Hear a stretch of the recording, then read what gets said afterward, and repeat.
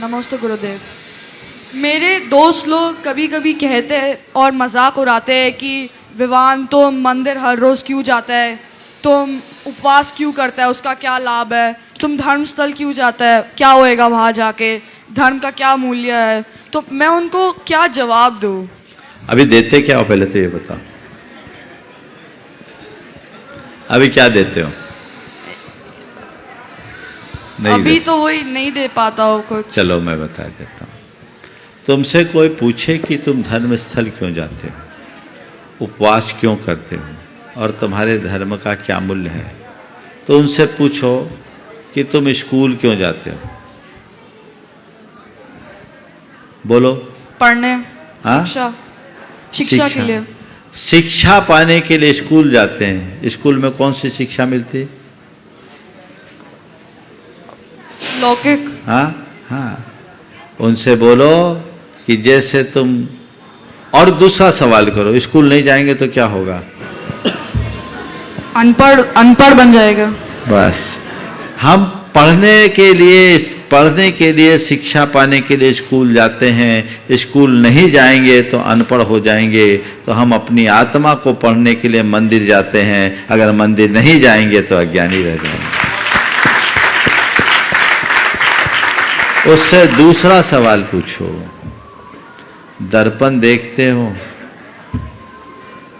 उससे पूछो, दर्पण देखते हो?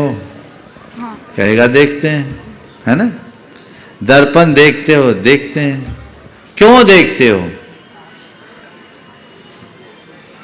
खुद को देखने के लिए कि सुंदर लग रहा है या नहीं, अच्छा कोई लग रहा है दाग धब्बा है कि नहीं। हाँ। तो दर्पण में हम रूप को देखते हैं और भगवान एक दर्पण है जिसमें हम स्वरूप को देखते हैं। उससे तीसरा सवाल करो। हो सकता वो कह सकता है अरे मूर्ति के दर्शन करने से क्या होगा, है ना। उससे पूछो तुम्हारी कोई गर्लफ्रेंड है? आ गया होगा, उम्र तो आ गई है। उसकी तस्वीर रखते हो? बोलो। हाँ। उसी से पूछना। गर्लफ्रेंड है, उसकी तस्वीर रखते हो? क्यों रखते हो? याद करने के लिए। बिल्कुल ठीक है, याद करें, खुली बात है, समझने की बात। मैं इस बच्चे को इसकी भाषा से बता रहा हूं।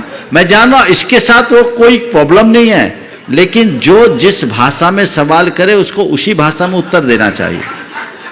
बोला गर्लफ्रेंड को याद करने की क्यों पड़ती है? क्योंकि तुम्हें गर्लफ्रेंड से प्रेम है, इसीलिए ना। हर किसी की फोटो थोड़ी रखते अपने पास। तो जैसे तुम गर्लफ्रेंड की तस्वीर को देखकर प्रसन्न होते हो, उसे याद करते हो, उससे खुश होते हो, हम भगवान की मूरत देख करके अपने आप को खुश करते हैं। क्योंकि मुझे भगवान से प्रेम है ना। हाँ। एक बार एक ने कहा, परिवार आया, तेरी उम्र का बच्चा था, एक थोड़ा सा बड़ा होगा। बोले महाराज जी इससे कहो कि ये मंदिर नहीं जाए, मंदिर जाता है, मंदिर नहीं जाता, मंदिर जाए। मैंने उसकी तरफ देखा,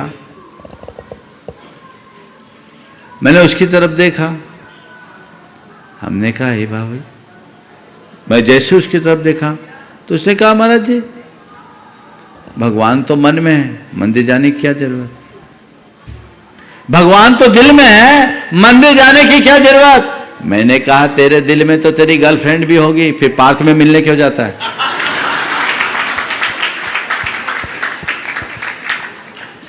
दिल में तेरे गर्लफ्रेंड है तो उससे अलग से मिलने के लिए क्यों जाता है? मैंने कहा ध्यान रखना, जिसके दिल में भगवान होता है वो भगवान के दरबार में जाए बिना उसका दिल मानता नहीं है।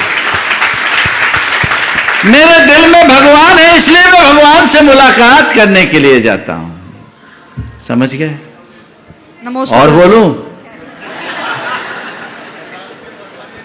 अभी बहुत सारे लोग उसको कोसने लगेंगे कि बहुतों का नाम है, और भैया जी के ऊपर प्रेशर बढ़ जाता है। और उपवास क्यों करते हो? उनसे बोलो हम तो अपनी साधना के लिए उपवास करते हैं, बड़ी वैज्ञानिक साधना, इससे हमारे शरीर का टॉक्सिन खत्म होता है। और ऑटोफेजी के सिद्धांत को पढ़ो, उनसे बोलना। जापान के एक वैज्ञानिक को अभी नोबेल प्राइज मिला इसी पर, जो ये कहता है कि व्यक्ति को हर 8 दिन में एक उपवास करना चाहिए, उससे शरीर का सारा विकार खत्म होता है और कैंसर जैसी बीमारी भी ठीक हो जाती है। आप देखो, आप सब सर्च करना ऑटोफेजी क्या है। और एक और है इंटरवल मील, जिसमें एक भोजन से दूसरे भोजन में 8 घंटे का अंतराल बताया। ये वैज्ञानिक प्रक्रिया है। वो तुमसे पूछता है कि तुम उपवास क्यों करते हो, तुम उससे पूछो तुम खाते क्यों। जो तुमसे पूछे कि तुम उपवास क्यों करते हो, उससे उलट करके पूछो कि तुम खाते क्यों हो। वो कहेगा स्वस्थ रहने के लिए खाते हैं, तो हम कहेंगे स्वस्थ रहने के लिए हम उपवास करते हैं। केवल खाते रहोगे तो बीमार रहोगे, और खाने के बीच बीच में उपवास करोगे तो स्वस्थ रहोगे। समझ गए? मेरे संपर्क में एक परिवार है जिसमें 2 भाई दशलक्षण के 10 दिनों में केवल जल लेते हैं। एक बड़े कारपोरेट के संचालक है और दोनों भाई 10 दिन केवल जल लेते हैं। और लोग बोलते कि भैया तुम केवल जल क्यों लेते? एक बार नहीं लेते कि 3 बार 4 बार लेते, दिन दिन में लेते हैं। ठीक है, काम है, लेकिन जल लेना, हमें कुछ नहीं करना। उससे किसी ने कहा भैया इस तरह तुम क्यों करते हो? बोले भैया हम तो एक बात जानते हैं, हम 10 दिन केवल जल लेकर गुजारते हैं तो साल भर हमको सर्दी भी नहीं होती। समझ गए? तो बस यही धर्म का मूल्य है, जो हमारे इमोशंस पर कंट्रोल सिखाता है, जो हमें हमारी बैड हैबिट से बचाता है। अपने जीवन के प्रोग्रेस के लिए इन दोनों चीजों की बहुत गहरी जरूरत है, इसलिए मैं इसे अपनाता हूं।